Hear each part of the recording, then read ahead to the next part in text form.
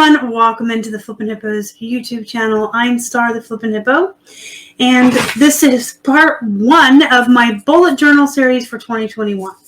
Today we're going to go over setting up a bullet journal and how you get started.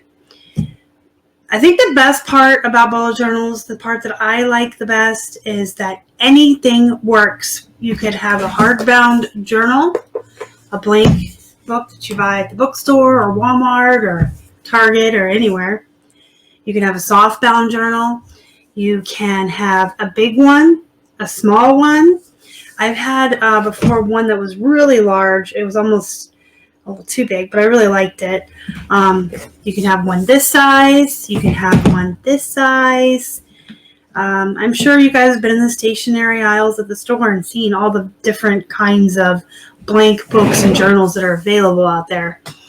But even better than that, if you don't want to spend the money on one of these, and these can be $8 to $25, $30. I've seen some really fancy ones that were like $50. And I've seen some at the dollar store for like, a couple bucks.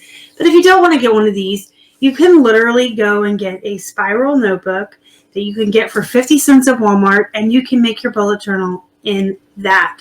And that's what I love about these, is you can have any type that you want and spend any amount of money that you'd like to spend, and you have a bullet journal. It can be as simple as like a school, college world, spiral bound notebook, up to a fancy $50 thing from Disney World with all your favorite Disney characters. The other thing is you can start one at any time. I typically like to start a new one every year at the beginning of the year. Usually the last 2 weeks of December, I will start setting up my bullet journal for the next year. I just like to do that because it's like a new year, new slate. That does leave some blank pages sometimes in some of my books, which I'll go back in and use for to-do lists or as scratch paper. I don't waste paper, so if I have leftover papers, again, I'll just go back and use them for something else. But I do like to start a new one every year. Sometimes I use these so much and go through them so quickly that I'll go through 2 or 3 in 1 year. You can start one, and if you don't finish it by the end of the year, you can continue to use it and just wait until you've used up every single page to start your new one. It's not like a planner that you buy with preset dates in there, and we're going to show you that in a second. You can start these anytime. One for the new year, one every quarter, one when you've used every single page up. Whatever you want to do. You start wherever because it's a blank slate. So the first thing you want to do, I'm going to walk you through an initial setup. You get home, you have your blank notebook, your blank journal, whatever you have bought to use for your bullet journal. You can get fancy and you can get stickers, or you can get markers and draw on it, write your name on it, draw pictures, doodle if you're artistic. I've seen some really intensive work done on some of them where people will watercolor paint and do a lot of colored pencils and artwork in them. If that's your thing, do it. Sit down every night for 10 minutes and watercolor and paint to your heart's content. It's probably a great stress reliever. I'm not artistic. When I sit down for stress relief, lately I've been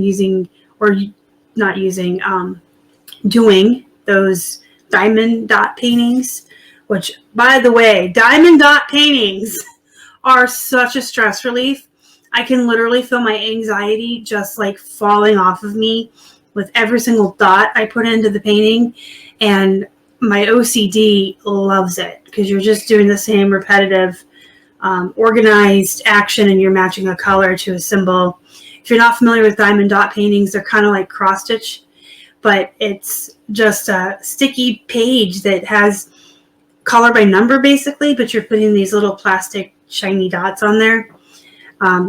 I'll show you guys the one I'm working on when it's finished. It's Baby Yoda. Anyway, if you are artistic, it is a good stress relief. It is a good way to release your creativity. So if you want to sit down every night and work on your book and put pictures in, draw, paint, whatever you want to do, it's a good stress reliever. And you should be sitting down with this every night anyway.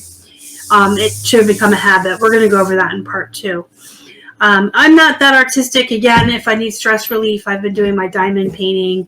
I like to read books. I play video games. I have other ways to alleviate my stress and to spend time away from work in an activity that makes me happy. But I do like stickers, so you can get stickers.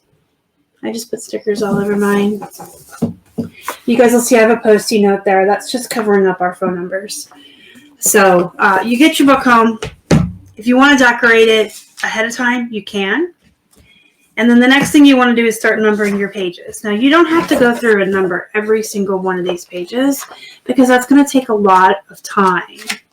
What I like to do is just number out to like maybe 50 or 100. And then from there, as I fill in more pages and I need to number the pages, I'll number more. And here's what I mean, because these are all blank pages, right? So you're starting from a blank page. You got to number your pages. So I usually just go through and do about 50 or so. Sometimes I've got up to 100. And then I'll just stop there and number as I need as I use the pages. This one goes up to 50. So you just put your numbers down in the corner, 1 through whatever. And then you're going to go in the front of the book, and you really want to put, if found, please contact, and in case of emergency. If you take your bullet journal anywhere with you and it gets lost, that way they know how to contact you. You can put your phone number or your email. And I have it in case of emergency with how to contact Keith there. And then the very next page, which I'm going to just kind of flash at you without shining my medical history to the world. But the next one should be your important medical information. And that page should list any medications that you're on. And that includes over-the-counter. If you brought your bullet journal with you and you were in an accident and EMT or a paramedic worker was to find this, it's good for them to know all the medications you're on. If you're unconscious and can't speak or communicate, you should probably have a list of them in your phone too, honestly. And you should also have your emergency contact in your phone. If you list it under your contacts, says ICE, capital I, capital C, capital E. Every emergency responder knows that means in case of emergency, ICE.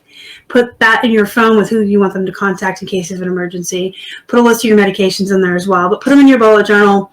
They need to know everything down to your vitamins and your Tylenol. So list everything you take and put that in your phone too, to take a picture of it or put it somewhere prominent. You can put your primary care physician in there, the phone number. You can put any addresses or phone numbers or other doctors, not just for cases of emergency, but for you, for your own knowledge. It's a good place to put all of that information. So the next time you have to call to make an appointment, is this my PCP? Is this my pain specialist? Is this the guy I see for my headaches? If you have them all listed there with phone numbers and addresses, then you can plug that right into your GPS. You know who to call when you make your appointments. I put my hospital of choice there so everyone knows where to take me. And then also I have any allergies to medications I have, which you guys know is super important. You don't want them giving you anything you're allergic to, especially if it causes anything life-threatening like anaphylaxis, which is where your throat closes up. So you want to have your medical information on the very first page. Boom. It's there, and that's not numbered. So your first couple of pages aren't going to be numbered. You're going to have if found, which I usually just put right inside the front cover. And then the very first page will be my medical information. And then on the next page is your future log. Again, these pages aren't numbered yet. And your future log is where you're going to put appointments that you don't have a month yet. So most people set up their calendar 3 months ahead of time. Now, if you are super duper organized, you have the free time, or you feel like sitting down and just doing it, you can set your bullet journal out for a whole year. Most people only do a month at a time, or maybe 3 months out, and that's why you have the future log. Or even if you have like a yearly thing that you do once a year, like a yearly dentist checkup or a yearly physical, if you don't have that month in your bullet journal set up yet, you write it in your future log.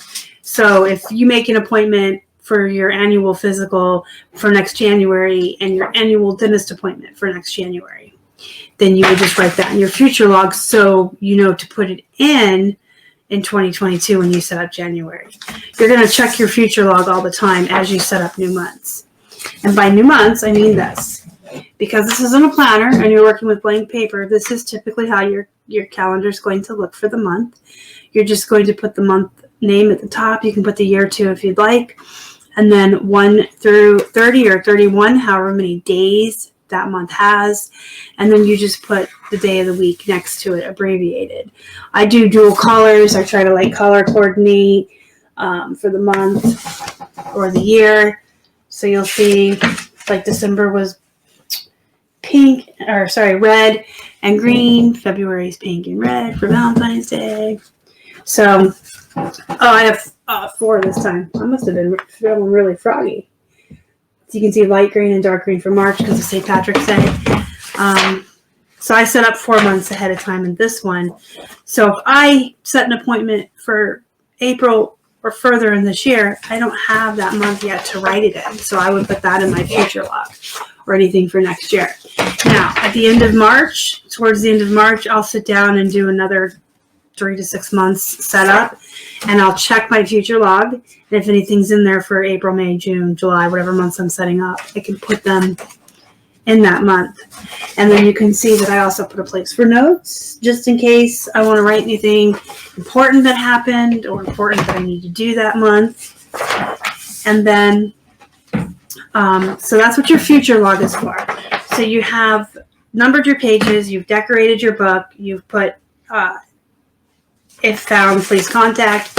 You've put your important medical information. You've put your future log. You got 2 more pages to do before you start numbering, and that's just your index. You want to leave a couple pages blank for your index so you have plenty of room to write down what you're putting on those numbered pages.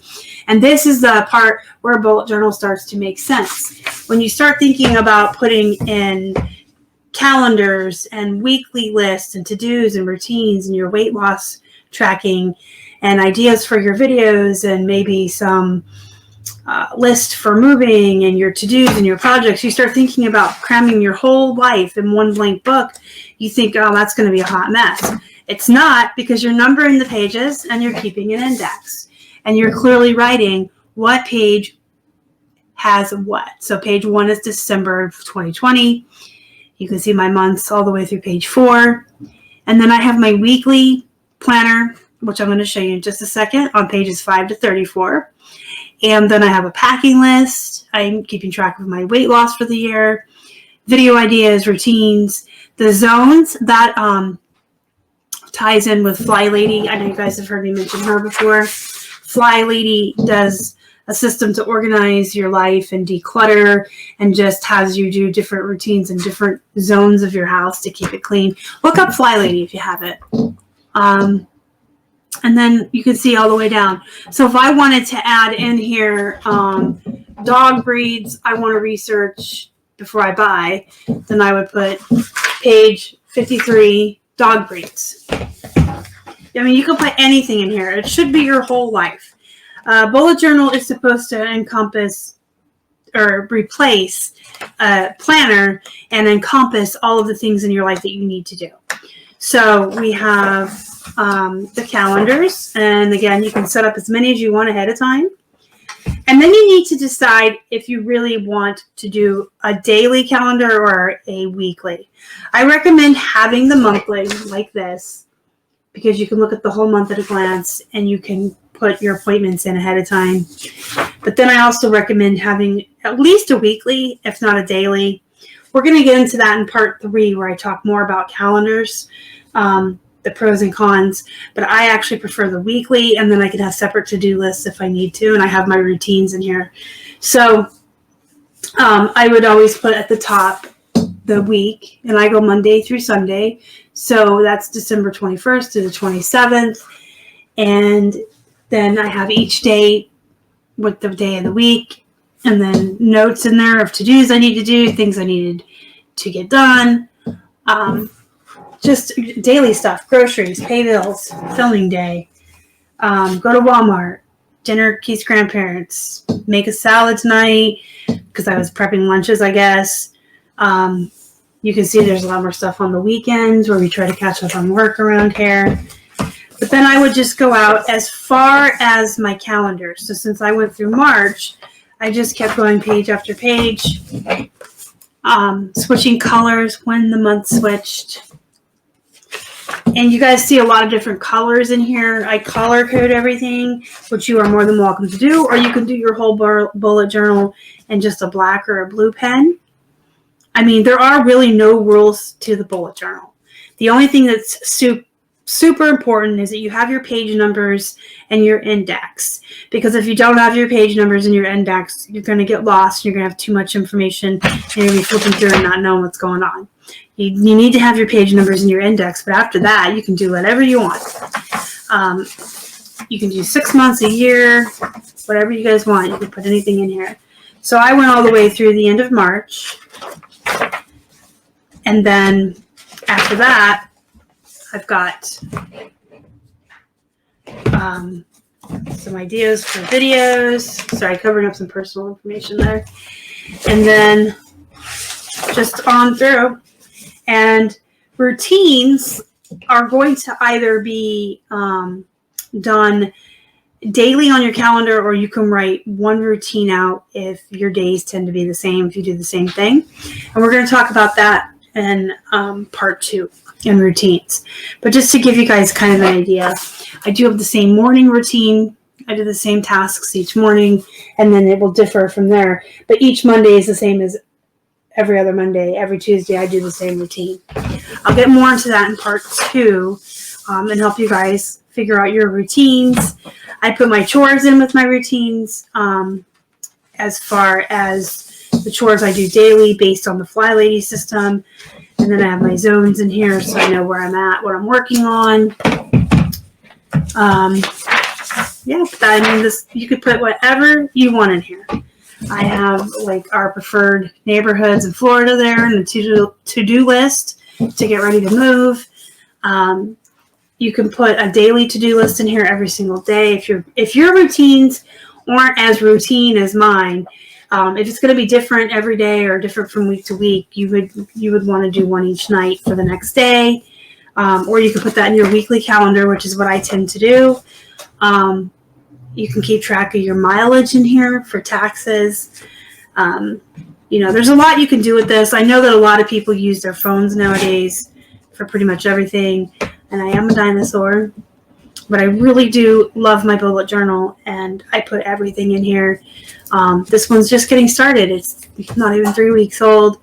But my older ones, you can see they're dog-eared, they're folded down. I mean, I've had some that had lists of books I wanted to read, movies I wanted to watch, movies I saw that year, my favorite superhero, whatever. It's a journal, but it's also a planner. And that's the whole point of it. It's supposed to take place of your planner, but also become a journal. You can sit down and write in it every night. You can journal in it and keep track of what happened that day, draw, put stickers. Some people I know cut pictures out of magazines and make like goal boards inside their bullet journal where they put pictures of things they're working towards. You can keep track of your water intake, how many miles you walked, how many items you listed that day. Basically, there really are no rules for it. You just want to make sure you have your index and your page is numbered, and that you're keeping track of every time you add a new item to your bullet journal, that you're putting it in the index and the page number. And then, of course, I feel like it's important to have the medical information and the if found contact. And the future log's pretty important, too, if you're not going to do like the whole year of calendars at once. But you can if you want. All right, guys, when I come back with part 2, we're going to talk about routines and to-dos and getting in the habit of journaling and checking your journal every single night. If you have any questions, comments, or concerns, leave them down below. Don't forget to hit the thumbs up before you leave. It really helps the channel. If you haven't already, please subscribe. Help us feed a hungry hippo. And don't forget to join our Facebook group. It's called Flippin' Hippos Reseller Pod, and you can find a link for it in the description box down below. Until next time, go be productive. Go set up your bullet journals. Make some money. And as always, thank you so much for watching. Y'all are the best. Bye.